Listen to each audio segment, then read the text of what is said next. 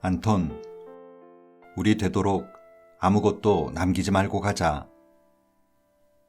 어느 날 비아가 지나가는 말처럼 말했다. 맞는 말이다. 나 역시 오랫동안 그렇게 생각해왔다. 가진 것을 꼭 쥐고 있다가 버리듯 갈 게 아니라 평소에 바로바로 나눠야 한다고. 나의 어머니가 늘 말씀하시던 네덜란드 격언이 있다. 차가운 손보다는 따뜻한 손으로 주어라. 일상에서도 그렇지만 특히 유산은 살아있을 때 따뜻한 마음으로 잘 나눠주라는 뜻이다. 책 읽는 다락방의 죄입니다. 사람들은 어느 시기에 누군가를 만나 사랑을 하고 결혼을 합니다. 결혼을 하는 이유는 실상 단순합니다. 좋으니까 함께 더 오래 같이 있고 싶어서 서로 더 행복해지려고 결혼을 하는데 막상 결혼을 하면 서로 자유를 잃어버렸다 하고 심지어 결혼 생활에 숨막혀 하는 사람들도 있습니다. 이때부터 서로 정이 떨어지기 시작하고 헤어질 이유들을 찾기 시작합니다. 결혼 자체에 문제가 있다기보다는 결혼 생활에 문제일 겁니다. 오늘은 행복한 부부 생활을 하기 위해선 어떤 마음가짐과 생활 방식이 필요한지 같이 생각해보는 시간을 가져볼까 합니다. 오늘 소개드릴 책은 푸른 숲에서 펴낸 함께 걸어갈 사람이 생겼습니다 입니다. 이 책을 쓴 한비아 작가는 젊은 시절부터 국제 홍보, 세계 일주, 구호 활동, 그리고 재난 현장 등 세계 곳곳의 어려운 이들에게 도움을 주는 일을 해왔는데요. 3년 전 그녀의 나이 57세에 안톤과 결혼을 했습니다. 그녀의 남편이자 이 책의 공동 저자인 안톤은 네덜란드인입니다. 그녀가 2002년 한국 월드비전 소속 긴급 구호 요원으로 아프가니스탄에 파견 갔을 당시 월드비전 중동 총책임자였는데요. 이 첫 만남을 시작으로 한비아 작가와 안톤은 구호 현장에서 동료로 만남과 헤어짐을 반복하면서 친구로 그리고 연인으로 관계를 발전시켜 가다가 만난 지 15년, 연애한 지 3년 만에 그의 나이 64세에 결혼을 합니다. 재미있는 사실은 이 부부는 결혼을 했지만 늘 함께 살지는 않습니다. 1년 중 3개월은 한국에서, 3개월은 네덜란드에서, 나머지 6개월은 각자의 나라에서 한비아 작가는 교수로, 국제구호 전문가로서의 생활을, 그리고 안톤은 은퇴자의 삶을 각자 살아갑니다. 이런 결혼 생활을 부러워할 사람도 많겠지만 얼핏 봐도 쉬운 결혼 생활은 아닌 듯 합니다. 한비아 작가는 프롤로그에서 이런 얘기를 합니다. 안톤과 함께 쓴 이 책은 우리의 알콩달콩 결혼 생활 모습을 모아놓은 이야기가 아니다. 남들과는 사뭇 다른 우리 상황에 맞게 우리만의 방식을 찾아가는 이야기고 결혼 후 더욱 나답게 살아가는 이야기고 혼자 있는 힘과 함께하는 힘을 새롭게 발견하는 이야기다. 이 책을 통해 자기만의 인생 공식을 만들어가는 즐거움과 따로 또 가치라는 인생 옵션에 대해 말해주고 싶었다. 우리 모두가 대단하진 않아도 재미있게는 살 수 있다는 말을 하고 싶었다. 작가의 말대로 일반적인 결혼 생활의 상황은 아닙니다. 게다가 문화가 다른 데서 오는 이해의 차이, 성격 차이, 습관의 차이, 자는 시간이 다르고 생각하고 판단하는 것에 대한 차이 등 다양한 문제가 있음에도 불구하고 이 부부가 행복하게 살아갈 수 있는 비결은 무엇인지 본문의 글을 통해 알아볼까요?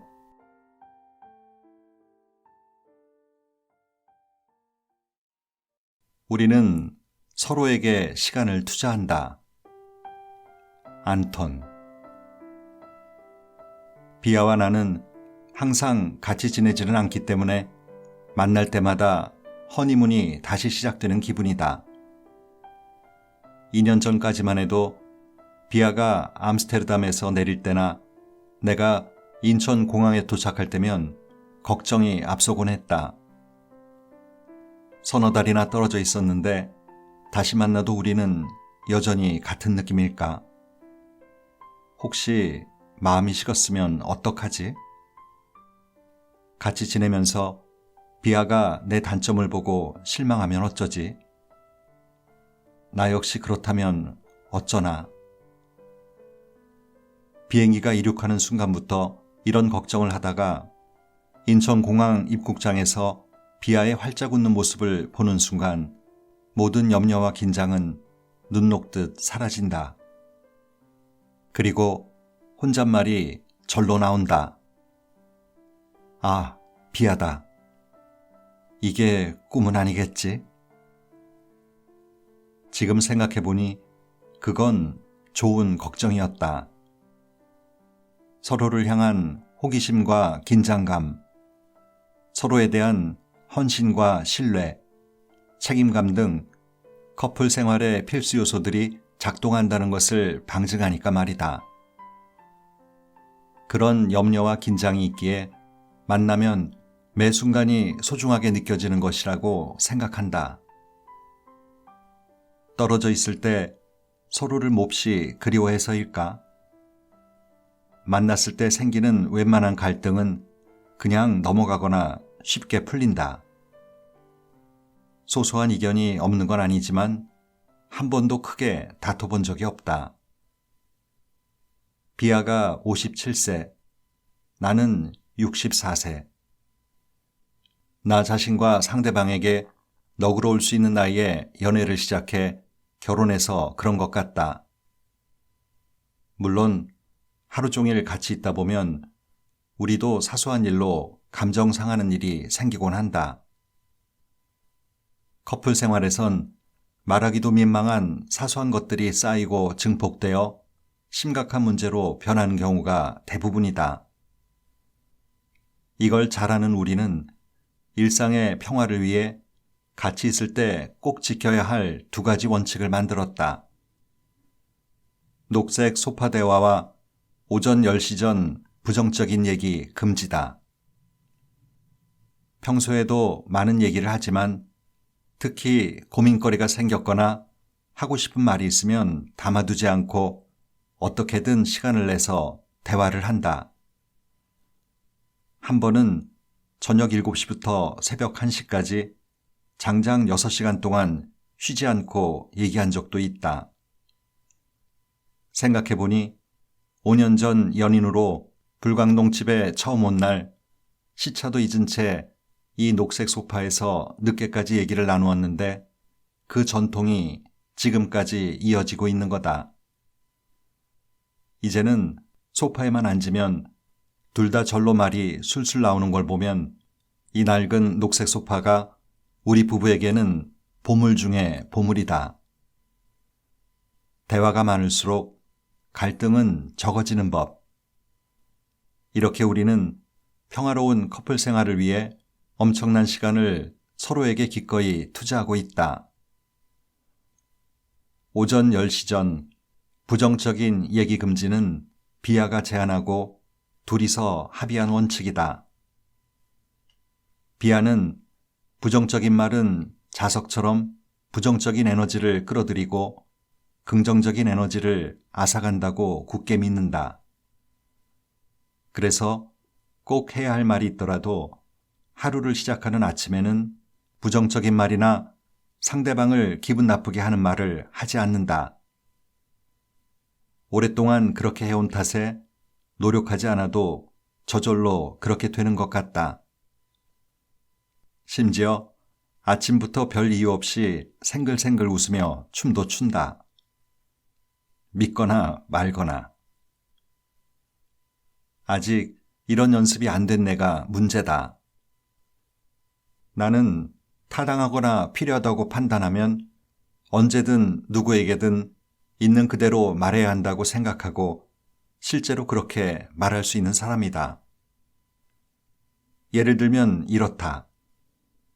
비아가 우리 태국 파이에 가서 푸른 논 너머로 붉은 해가 넘어가는 걸 다시 보면 좋겠다 라고 하면 나는 거의 반사적으로 우리가 거기 다시 갈 수 있는 확률은 좀 희박하지 않겠어?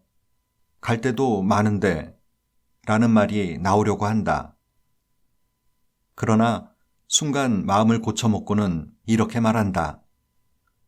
그러자. 정말 좋은 생각이야. 이제 나는 안다. 비아 말은 그저 그곳에 다시 가면 좋겠다는 뜻이지 진지하게 가능성이나 확률을 따져보자는 의도가 아니라는 것을. 그러니 따질 것 없이 이렇게 맞장구를 치면 서로 기분 좋게 끝난다는 것을. 그렇게 하면 모두 마음이 편하다는 걸 잘 알아도 평생 쓰던 언어 습관을 고치기란 엄청나게 어려운 일이다. 오전 10시 전 부정적인 얘기 금지. 이건 아마 내 평생의 과제가 될 것 같다. 혼자선 어렵겠지만 비아와 둘이니까 점점 쉬워지지 않을까 기대해 본다. 네덜란드에선 안톤식, 한국에선 비아식으로.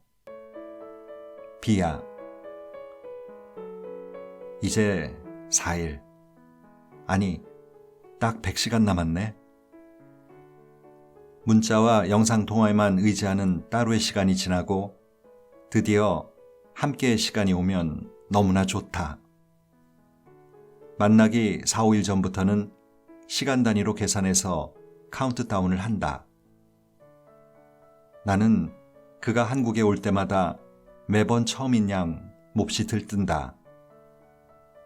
집안 대청소를 하고 함께 보낼 시간을 충분히 확보하기 위해 안토니 오기 며칠 전부터 밤을 새우며 해야 할 일을 해치우곤 한다. 공항으로 마중 나가는 날, 가는 내내 두근두근거리고 괜히 희쭉희쭉 웃음이 나온다. 드디어 공항 입국장을 나오는 안토니 보이면 가슴이 터질 것 같다. 환하게 웃으며 다가오는 그에게 뛰어가 안기는 순간 나는 세상에서 제일 행복한 사람이 된다. 이런 우리도 계속 잘 지내려면 세상의 모든 커플처럼 많은 노력이 필요하다. 인생의 목표나 가치관이 비슷한 것과 조화롭고 원만한 일상생활을 꾸려나가는 건 전혀 별개라더니 우리라고 다를 리 없다. 다행히 아직까지는 크게 싸운 적 없이 사이좋게 지낸다. 이렇게 말하면 주위 사람들은 의뢰 안토니 일방적으로 이해하고 참아주고 져준다고 생각한다. 억울하다. 다투지 않은 일이 어찌 한쪽의 노력만으로 가능하겠는가. 나도 그 못지않게 이해하고 못 본 척하고 그냥 넘어가는 일이 많다. 그동안의 경험과 시행착오를 교훈 삼아 우리는 같이 있을 때의 원칙을 이렇게 정했다. 상대방의 나라에선 상대방의 습관과 시스템에 따르기. 한마디로 내가 네덜란드에 가면 안톤식을, 안톤이 한국에 오면 내 식을 따르는 거다. 좋든 싫든, 마음에 들든 들지 않든, 못마땅한 내색 없이 눈에 거슬리거나 불편해도 심지어 말이 안 돼도 무조건 그렇게 하기로 했다. 이렇게 안 하면 허구한 날 다투게 될 거다. 다툼은 거창하고 대단한 사건이 아니라 매일 맞닥뜨리는 자잘하고 사소한 일에서 일어난다니 말이다. 우리는 진심으로 싸우기 싫다. 60대에 결혼했으니 앞으로 같이 사는 동안 재밌고 사이좋게만 살아도 모자라는 시간 아닌가. 둘 다 이런 마음임에도 불구하고 이 원칙을 지키는 게 쉽지만은 않다. 안톤 집에서 지켜야 하는 일상 시스템 중에 거슬리거나 불편한 게 한두 가지가 아니다. 그도 우리 집에 오면 마찬가지겠지만 그중 몇 가지만 독자 여러분에게 일러 바쳐보겠다.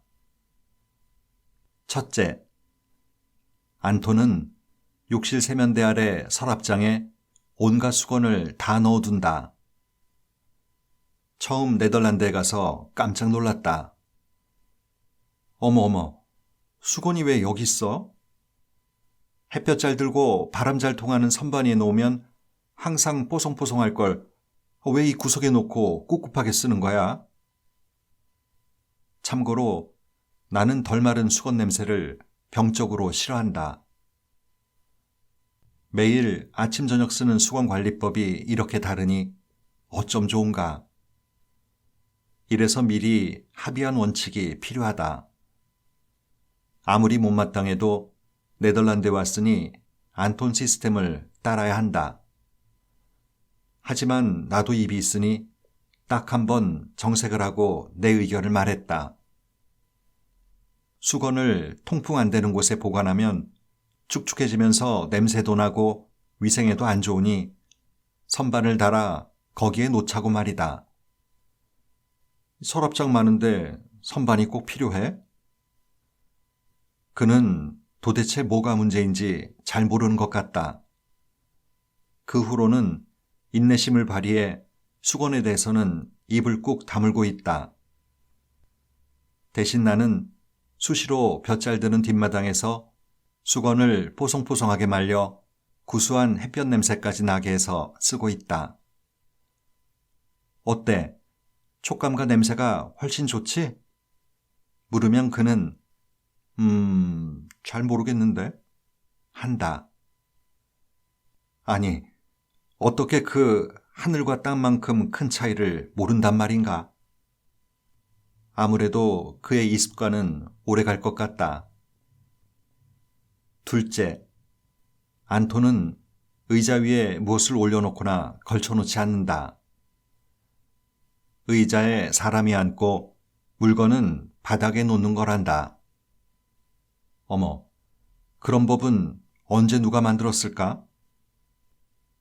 반대로 나는 옷이나 가방 등 뭐라도 걸쳐두고 올려놓으며 의자를 애용한다. 이렇게 안성맞춤 편리한 자리를 왜 아깝게 비워둔단 말인가? 그러나 네덜란드에선 입 다물고 그의 시스템을 따른다. 하루에도 몇 번씩 나도 모르게 의자에 물건을 올려놓다가 조용한 지적을 받는데 그때마다 찡그리지 않고 활짝 웃어 보인다. 나의 이 습관 역시 오래 갈 것 같다. 셋째, 안톤은 과일이나 채소를 냉장고에 넣지 않는다. 상온에서 보관해야 제맛이 난다고 믿는다. 반면 나는 모든 식재료를 냉장고에 넣어 보관한다. 그거 미국식 아닌가? 한꺼번에 잔뜩 싸서 냉장고에 넣고 먹는 습관 말이야. 그것도 뭐든지 아주 차갑게. 그는 한여름에도 차갑게 해놓은 과일을 질색한다. 한 번은 식사 후에 냉장고에서 방금 꺼낸 시원한 수박을 내놨더니 이렇게 찬 걸 무슨 맛으로 먹냐고 해서 한참 째려봤다. 그의 지로는 모름지기 식재료는 그때그때 사는 게 제일이란다. 특히 육고기는 절대 얼리지 않는다. 그게 좋다는 걸 누가 모르나? 매일 장 보러 갈 시간이 없으니까 그러는 거지. 그래서 네덜란드에서는 먹거리를 항상 먹을 만큼만 산다. 최소한 일주일분 식재료를 냉장고에 넣어놓고 꺼내 쓰는 내게는 참으로 번거로운 일이다. 장 보러 가서 카트에 조금이라도 많이 넣으면 그가 살며시 꺼내놓는다. 길 모퉁이만 돌면 슈퍼마켓이니 거기가 내 냉장고다 생각하고 필요할 때마다 싱싱한 걸 가져다 먹잔다. 요리하다 뭐라도 떨어지면 안톤보이가 기꺼이 심부름을 가니 할 말은 없지만 시간 전략하느라 한꺼번에 많이 사서 쟁여놓는 버릇이 있는 나로서는 적응이 잘 안 된다. 그래도 어쩌겠는가. 네덜란드에 있는 동안은 그렇게 해야 한다. 넷째, 안톤은 식초 냄새를 좋아한다. 그에게는 그게 청결의 상징이다. 그래서 청소하는 날은 온 집안에 식초 냄새가 진동을 한다. 청소뿐만이 아니라 설거지할 때나 옷을 헹굴 때도 아낌없이 식초를 쓰고 하수구에서 조금만 냄새가 나거나 잘 안 내려가도 식초를 들이붓는다. 식초값으로 가산을 탕진할 지경이다. 반면 나는 식초의 그 시큼하고 톡 쏘는 냄새가 딱 질색이다. 냄새를 제거하거나 소독이나 청소를 할 때는 베이킹소다나 커피 찌꺼기를 쓴다. 이것들을 네덜란드에서도 쉽게 구할 수 있지만 거기서는 고문 수준인 식초 냄새를 참아야 한다. 순전히 일상의 평화와 합의의 준수를 위하여. 과일 칵테일식 결혼 생활. 비야. 1년에도 몇 차례 안톤을 인천공항까지 바래다주고 지하철을 타고 올 때나 혹은 내가 탄 한국행 비행기가 이륙하는 순간은 언제나 어깨가 허전하고 방금 헤어진 그가 보고 싶다. 공항의 이별이 우리 결혼 생활의 일부라지만 매번 처음인 양 어렵고 아쉽기만 하다. 이럴 때마다 지하철 혹은 비행기 안에서 일기를 쓴다. 둘이 같이 했던 시간, 그때의 느낌과 감정을 되짚다 보면 마음이 조금씩 진정되면서 자연스레 앞으로 몇 달간 혼자 있는 동안 해야 할 일과 하고 싶은 일을 적어나간다. 일기를 쓰면서 나도 모르는 사이에 같이 모드에서 혼자 모드로 자동 전환하는 셈이다. 이름하여 과일 칵테일식 결혼 생활. 어느 날 디저트를 먹다가 떠오른 비유다. 그때 우리는 약혼은 했지만 언제 결혼할지 모르는 상태였다. 남부 독일 모젤 강변을 따라 자전거 여행을 하다가 모처럼 근사한 레스토랑에서 저녁 식사를 하고 디저트로 과일 칵테일을 시켰다. 유리그릇에 신선한 두세 가지 과일이 작게 깍둑선 모양으로 예쁘게 섞여 나왔다. 한 숲은 떠먹으니 서로 다른 과일 맛과 향기와 식감이 따로 또 같이 느껴졌다. 그 순간 어떤 생각이 머릿속을 스쳤다. 안톤, 우리가 결혼한다면 이런 식이겠지? 과일마다 제맛을 유지하면서 조화롭게 섞여 더 맛있어지는 이 칵테일 같은. 와, 과일 칵테일식 결혼 생활이라. 근사한 표현인데? 내가 한 말이지만 그럴듯하지 않은가? 안톤과 나를 과일로 비유하면 우리는 고유한 맛과 색깔을 가진 독립적인 과일이다. 이 두 과일이 섞였을 때 각자의 고유성을 유지하면서도 조화를 이루는 생활. 함께할 때 오히려 각자의 고유함과 존재감이 더욱 선명하게 빛나는 과일 칵테일식 공동생활. 이것이 바로 우리가 원하는 결혼 생활의 본질이자 핵심이다. 과일 칵테일이 맛있고 보기도 좋으려면 한쪽 과일 맛이 너무 강하거나 한쪽의 양이 너무 많으면 안 된다. 한쪽으로의 일방적인 흡수나 동화가 일어나기 때문이다. 흔히 결혼은 자기 반쪽을 찾는 일이라지만 내 생각은 다르다. 불완전한 두 개의 반쪽이 모여서 비로소 하나의 완전체가 되는 게 아니라 혼자로도 이미 완전체가 되어야 둘이 있어도 완전하게 살 수 있다고 생각한다. 혼자로도 충분하다는 자각, 혼자 서겠다는 각오, 혼자 버티고 견뎌내면서 마침내 혼자 해내는 힘이 있어야만 둘이 같이 있어도 좋은 과일 칵테일식 결혼이 가능하다고 나는 믿는다. 그러니 비혼 상태든 결혼 상태든 관건은 혼자 있는 힘이고 그 힘을 길러야 한다. 나를 키운 건 차라리 혼자 있는 힘이다. 만약 혼자 밥 먹고 영화 보고 여행 가는 일을 하지 못했다면 무엇인가를 계획하고 당면 문제들을 직시하고 남의 생각이 아닌 내 생각을 정리하는 혼자 일기 쓰는 시간을 적극적으로 확보하지 않았다면 어쩔 뻔했나. 분명 지금보다는 훨씬 흔들리고 휘청거리며 살고 있을 거다. 심리학 관련 책에서 읽었는데 이 혼자 있는 힘 혹은 혼자 생각하는 힘은 일이 잘 될 때보다 엉키고 꼬일 때, 분하고 속상할 때, 깨지고 무너질 때, 그래서 고민이 깊어지는 바로 그때 훨씬 깊고 단단해진다고 한다.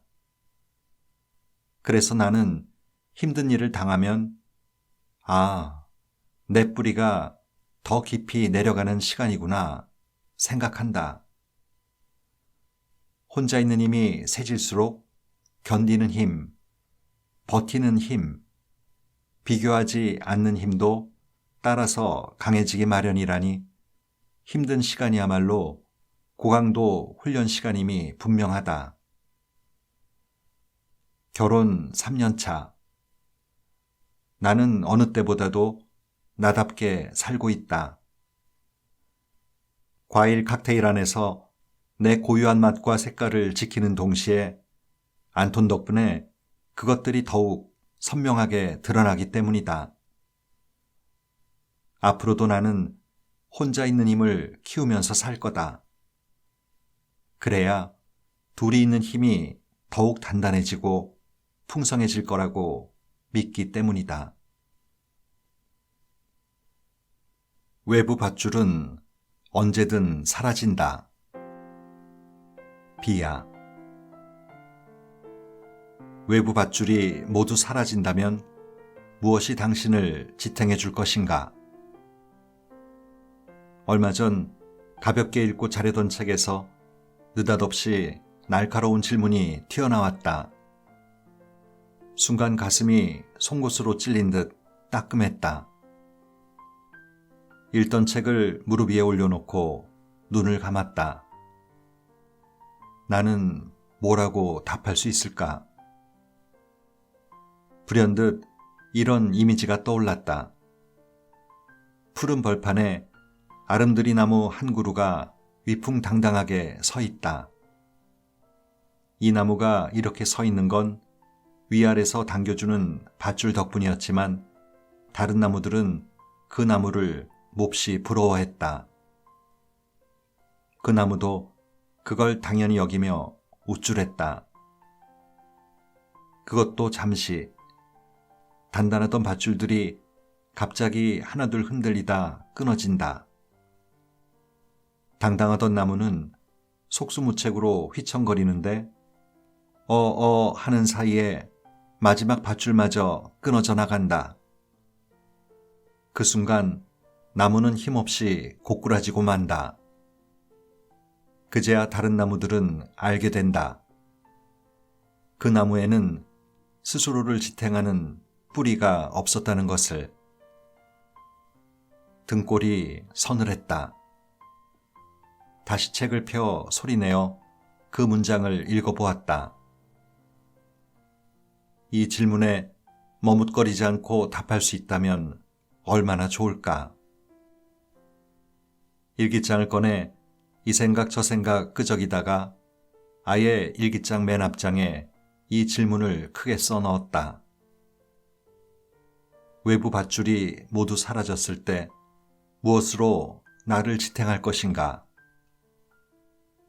외부 밧줄이란 흔히 말해 돈, 외모, 명예, 영향력, 권력, 젊음, 지위, 아는 사람 수, 요즘에는 SNS 댓글이나 좋아요 숫자 등일 거다.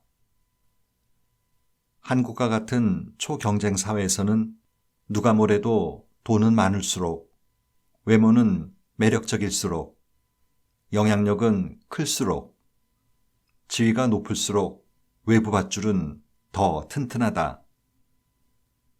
그래서 좀 더 튼튼하고 다양한 밧줄을 확보하고 유지하기 위해 시간과 노력과 열정, 심지어 품위와 자존심까지도 기꺼이 바친다. 물론 나도 그런 사람 중에 하나다.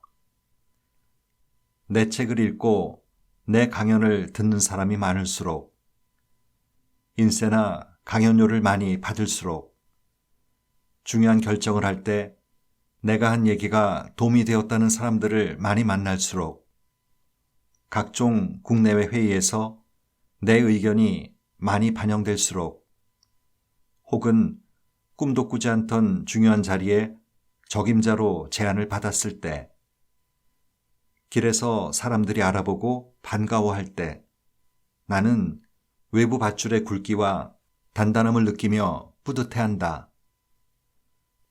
동시에 악의적인 글이나 소문을 읽거나 전해 들을 때, 몇 년간 즐겁게 쓰고 반응도 좋다던 고정 칼럼을 중단한다는 통고를 달랑 전화 한 통화로 받았을 때, 수년간 몸담았던 단체에서 당연히 받을 거라 생각했던 논문용 자료조사 협조 요청에 대한 거절 메일을 받았을 때 나는 휘청거린다.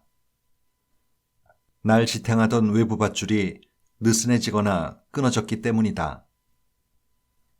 둘러보니 내 친구들도 마찬가지다. 정년퇴임한 또래 중 높은 자리에 있던 친구들은 한동안 내놓을 명함이 없다는 이유만으로 커다란 상실감에 힘들어했다. 최근에 건강을 잃고 외모도 사업도 인간관계도 예전 같지 않아 힘들어하는 친구들도 있다. 이 모든 것이 외부 밧줄이 끊어질 때 나타나는 현상이다. 이런 일을 겪을 때마다 새삼 확인한다. 외부의 밧줄이란 아무리 굵고 튼튼해 보여도 조금만 상황이 달라지면 새벽 안개처럼 사라지는 참으로 믿을 수 없는 무엇이라는 걸. 기준과 호불호가 손바닥 뒤집히듯 쉽게 변하는 세상에서 믿을 건 스스로 서 있게 하는 자기 뿌리밖에는 없다는 사실을. 그러니 힘들고 괴롭더라도 스스로에게 끊임없이 끈질기게 물어야 한다. 외부 밧줄을 모두 빼고 오로지 나만 남을 때 묻고 답해야 한다. 나는 어떤 사람인지, 어떤 기질과 천성을 가졌는지, 무엇이 나를 움직이는지, 하고 싶은 일을 하면서 남에게도 보탬이 되기 위해 적어도 해가 되지 않기 위해 무엇을 해야 하는지, 자기 자신 외에는 답할 수 없는 이 질문에 몸부림치며 스스로 답을 찾아 나가는 과정. 그 힘겨운 과정 중에 나라는 나무의 잔뿌리는 굵어지고 땅속 깊이 내려간다고 나는 믿는다. 이렇게 만들어진 굳건한 뿌리로 세상의 과분한 칭찬에도 억울한 비난에도 휘둘리거나 휩쓸리지 않고 살고 싶다. 거센 비바람에 흔들릴지언정 뿌리채 뽑힐 수는 없지 않은가. 단단하게 뿌리 내리기 위해서 반드시 필요한 조건이 있다. 요즘 유행하는 말대로 나답게 살 용기가 있어야 한다. 도대체 나답게 산다는 건 뭘까? 내 대답은 이렇다. 자기 장단에 맞춰 춤추는 것.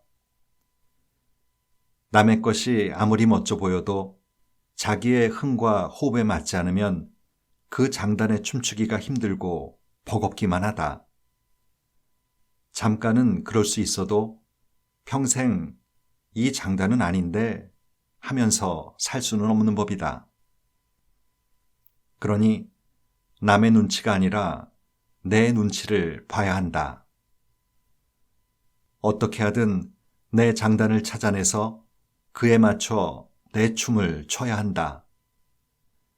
그래야 힘들어도 재미있고 어려울 때도 잘 견뎌낼 수 있다. 그래야 비로소 나답게 내 능력치의 최대치를 발휘하며 살 수 있다. 결혼하면 남편이라는 든든한 밧줄이 생기는 줄 알았는데 정반대다. 내게 안토는 외부 밧줄이 아니라 내 뿌리를 더욱 굵고 튼튼하게 만드는 성장 촉진제였다. 결혼하니 오히려 내가 누구인지, 어떤 삶을 살고 싶은지, 무엇을 지켜야 하는지가 더욱 잘 보인다. 무엇을 타협하고 무엇을 포기해야 하는지도 점점 뚜렷해진다. 그래서일까? 결혼 후에는 내 장단에 맞춰 춤추는 것 역시 점점 쉬워지고 있다. 예상치 못한 일이고 참으로 신기한 일이다.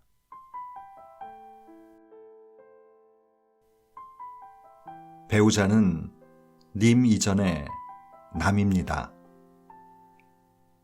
님이라고만 생각하는 순간 나의 모든 걸 알고 이해해주고 그러기에 내 맘과 같을 거라는 생각으로 모든 걸 맞춰주길 바라게 되죠. 그 순간부터 님은 점차 남이 되어갑니다. 님은 실상 처음부터 남이었습니다. 그래서 님의 생각은 나의 기대와 차이가 많을 수밖에 없습니다. 님은 남이라는 생각을 바탕에 두고 각자의 독립성과 태도를 인정하고 타협하고 조율하며 살아갈 때 서로에 대한 신뢰와 존경이 생길 수 있습니다. 따로를 존중해야 또 같이 할 때 함께 오래 재미있게 살 수 있는 게 아닐까요? 오늘도 좋은 하루 보내세요.